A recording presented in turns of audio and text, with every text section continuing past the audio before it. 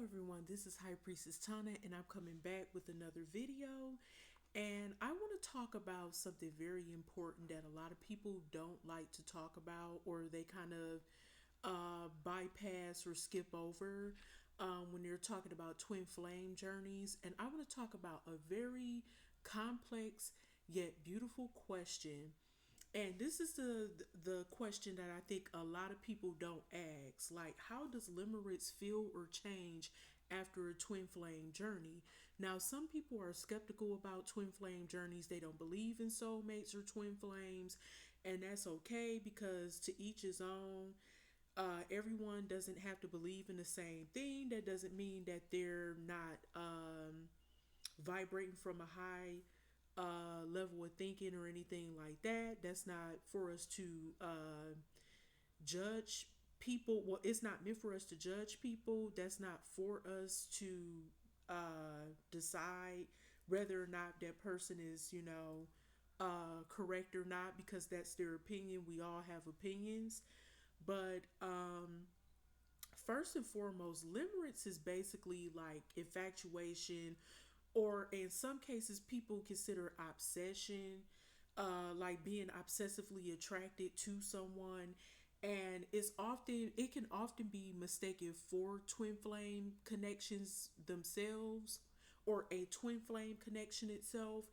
And you may feel like this overwhelming pull, and you may think about a person nonstop. You have the emotional highs and lows, like an emotional roller coaster, and even like these sensations when it comes to that's tied to this person's presence or absence, and you feel like you're just like on literally like on fire or electrified. It's like an electrifying feeling, right? And it feel like this person consumes you, right? So people say that twin flame connections are meant to awaken a person. And well, a lot of people will argue that these twin flame connections are meant to awaken a person and not meant to be for attachment, right?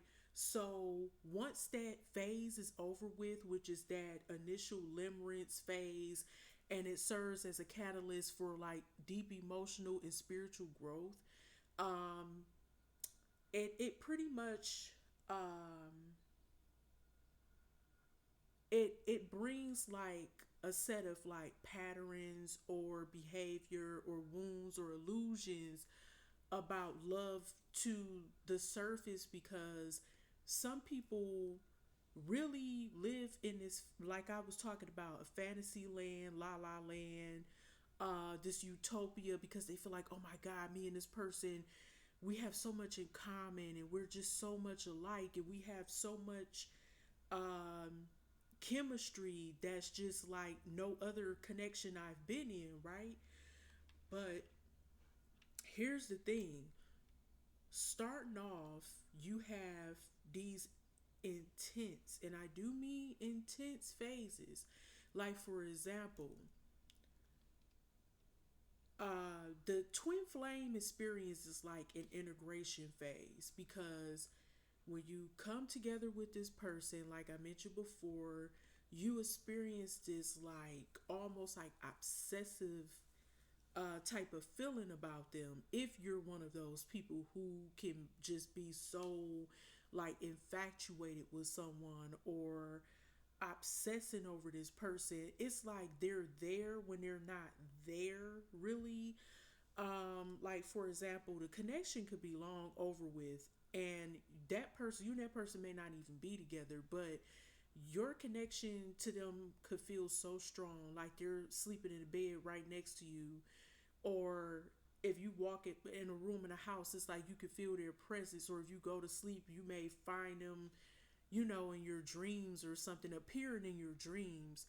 And the crazy part is, if I recall correctly, in Greek mythology, Zeus made people search for their twin flame or soulmate, because he originally supposed to make humans with two heads, uh was it four arms and four legs, and when they split apart, that's supposed to be your other half or something like that, right? So it's funny because I was just watching a movie together on Hulu, and y'all, that movie was interesting. It was really good, right?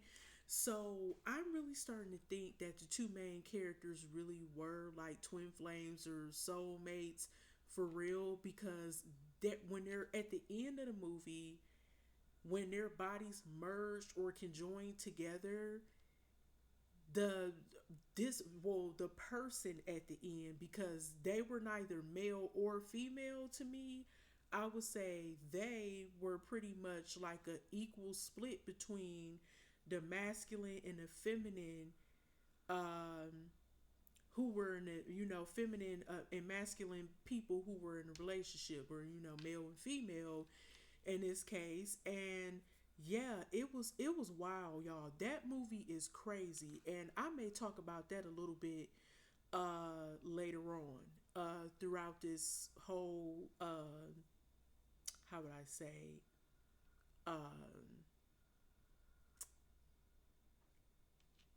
I would say video, let's just say that.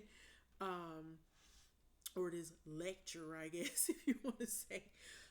So yeah, so basically, after you've integrated or been in the integration phase with your twin flame, um, such as like, but like I said, before you meet each other, it's like intense passion, sex.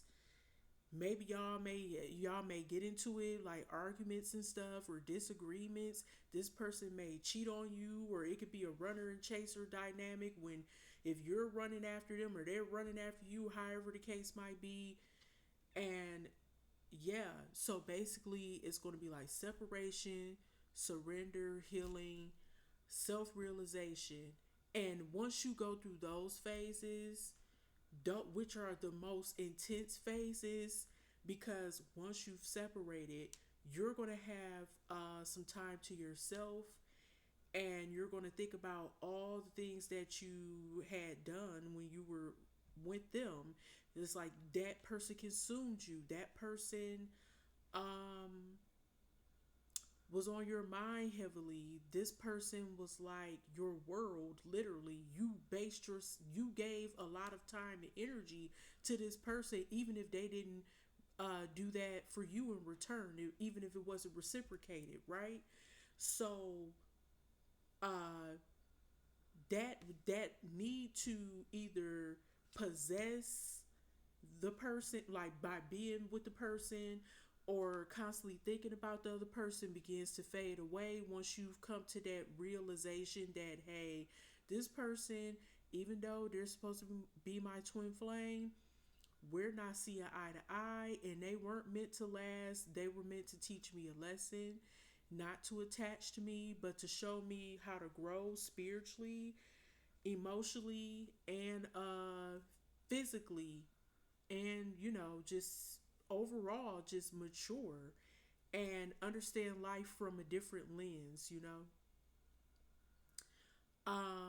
You begin to start feeling peace within yourself, and you don't depend on the validation coming from your other half or your twin flame, and you start to focus on uh being in love with yourself first. Because I want to go back to, I mentioned about illusions, wounds, and patterns that we need to break, right?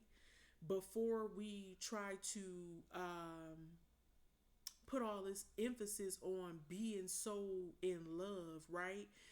Because in some cases, people do fall in love with their twin. A lot of cases, rather, people fall madly in love with their twin flames, but it wasn't meant to be something long term, unfortunately. But it's like, if you think about it, your twin mirrors you, right? So pretty much it seems like once one twin decides to heal and separate themselves, that twin is usually going to be the stronger half of the connection or the lack thereof at this point, because that other twin who chooses not to heal the connection, they usually go off and be with someone more lower vibrational because they're still, well, more low vibrational because they're low vibrational. They're not choosing to do the work and put in the effort while you chose to do the work and put in the effort. You know, they chose the coward way out while you chose the more spiritually enlightened thing to do. Why, if you know, for lack of better terms, but you learn how to realize that these transformations that you went through eventually turned into self love, compassion, emotional balance that you need for yourself. And once you learn how to love yourself, embrace yourself, view yourself as being beautiful, handsome, whatever, that's when your life changes for the better. You're gonna your how would I say it? You're going to attract more abundance. You're going to be able to manifest what you want. Your blessings are going to come pouring in. You're going to find a love that's true, that's going to be long lasting. You know what I'm saying? Possibly leading to marriage, or you having a family with this person, or both, or being in a long term relationship.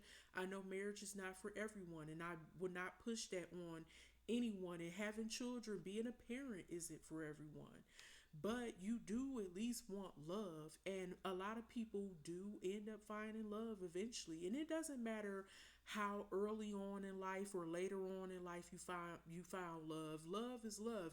You know, there's no timeline on that, or a however, like a timetable to put all your goals in, like, oh, I have to be this way or do this by the age of 35 or 45 or 65. It doesn't matter. Like, you know, if it's meant to happen, it's going to be meant to happen. You know, if that's what you want, you can manifest whatever you want as long as you're focused, and you're going to eventually bring in people who are more truthful, honest, dedicated, or devoted, that really loves you for who you are. You won't have to change anything about yourself.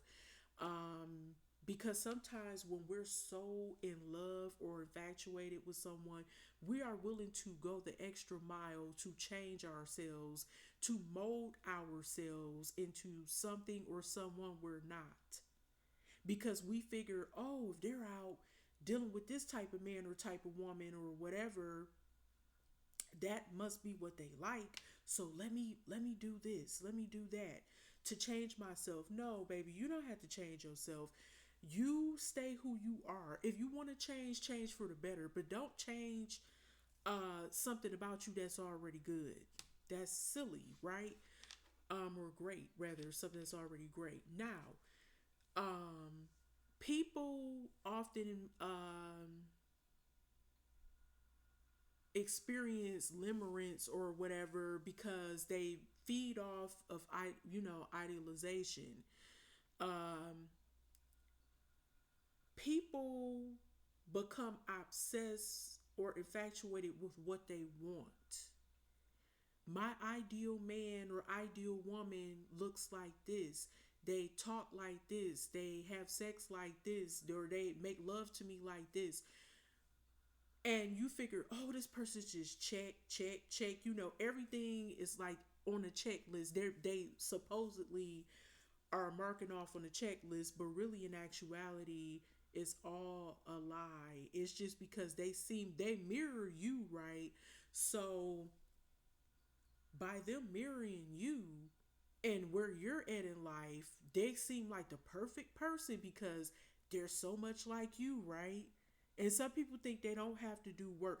When it comes to, like I'm saying, change things about yourself that needs work. That keeps you, change the things that keeps you in a lower vibration so you can boost to a higher vibration, become more spiritually enlightened, have spiritual growth, explore all the avenues of your spiritual journey that you need in order to be the better version of yourself. That's what I'm referring to. Okay. So, um,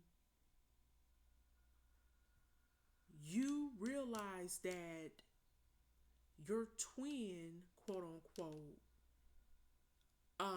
may be flawed just like you, like I said, because when you attracted your twin flame into your life, you probably were in a lower vibration or had some issues going on that was either unaddressed or you didn't unpack certain things in your life. So now is the time to dedicate yourself to your spiritual journey. And that's the reason why they came, because it was time for you to make a change.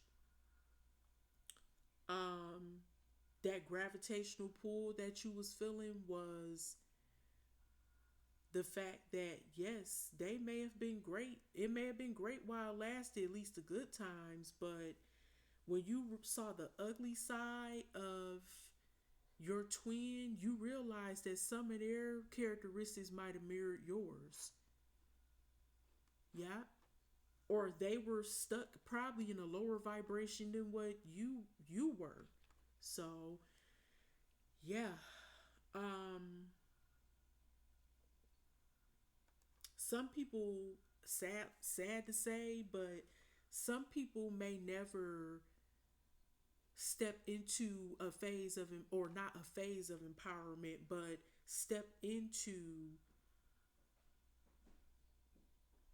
empowerment when it comes to, just growing as a person. Yeah, I guess you would say step into a phase of empowerment, and that phase should be beneficial to you so that you can gain, the spiritual clarity that you need, attract unconditional love, and do this with emotional maturity and not be so quick to look for this fairy tale that may not ever come true. Um, because you could want something so bad and it just not happen because you are so attached to this person emotionally and energetically that, that it becomes just uncontrollable for you. Some people lose their minds. Some people, things could get physical or violent, because somebody isn't going to want to let go, or both people may not want to let go, and this thing can happen for years. So yeah, you got to be careful about that. It's like you just have to keep thriving for inner peace, stepping into keep trying to step into reality and understand what you need to fine tune, like I as I like to say about yourself, like things that you need to work on so that you can be a better person and you can attract people who are not how would I say, who are not um I would say deceptive or inauthentic. Those are the words I was looking for. But yeah. So some people want to hang on to these dynamics forever, but it's really not a good idea to keep trying to force something to work that may never work out how you want to. It just don't. 9 times out of 10. So, um, you can't save somebody who don't want to be saved. And I'm just going to keep it that simple. Um,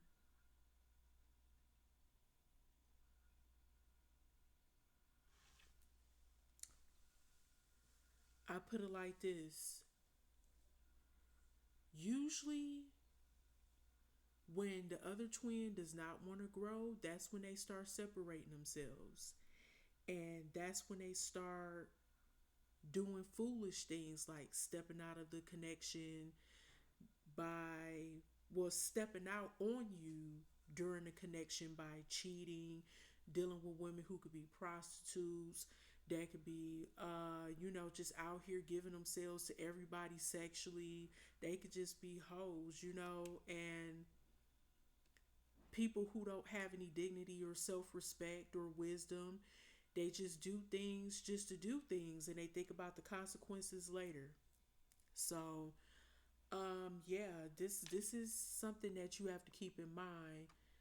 You have to understand that sometimes even a flawed twin flame journey or some connection with a high level soulmate could lead you to your spiritual purpose, and that could be you may end up becoming a healer, a tarot reader, a Reiki healer, all that stuff, any of that stuff, and more.